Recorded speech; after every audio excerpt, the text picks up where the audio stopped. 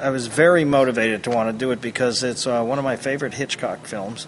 This scene between Lesgett and Tony is really a critical scene in the early part of the play where Tony is setting up this person to commit a murder, to actually murder his wife.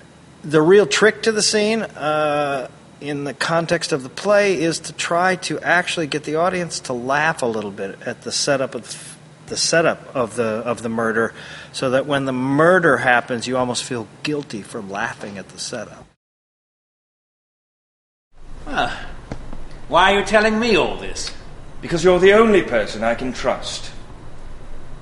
Anyway, that did it. It must have put the fear of God into them, because the letter stopped, and we lived happily ever after. It's funny to think that just a year ago I was sitting in that Knightsbridge pub, actually planning to murder her. And I would have done it if I hadn't seen something that changed my mind. Yeah? What did you see? I saw you.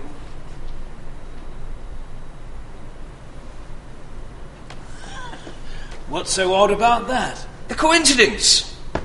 You see, only a week earlier I had been to a reunion dinner and some of the fellows had been talking about you.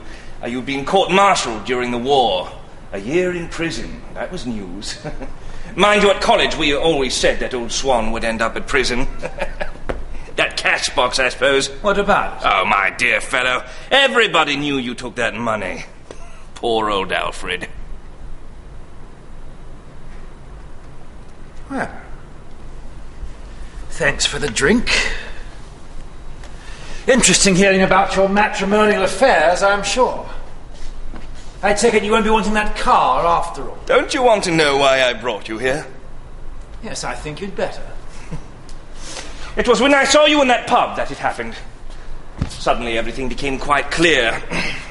Only a few months earlier, Margot and I had made out our wills. Quite short affairs, leaving everything we had to each other in case of accidents. Hers worked out to just over £90,000. Investments mostly. And all a little too easy to get at. And that was dangerous, as they'd be bound to suspect me. Now, I'd need an alibi. A very good one. And I saw you.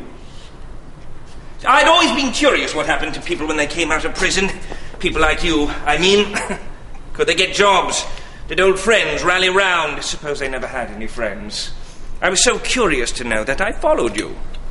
Yes, I followed you home that night, and would you mind passing your glass? Thank you. Thank you so much. And I've been following you ever since. Why? Well, I was hoping that sooner or later I might catch you at something and be able to... Blackmail me. Influence you.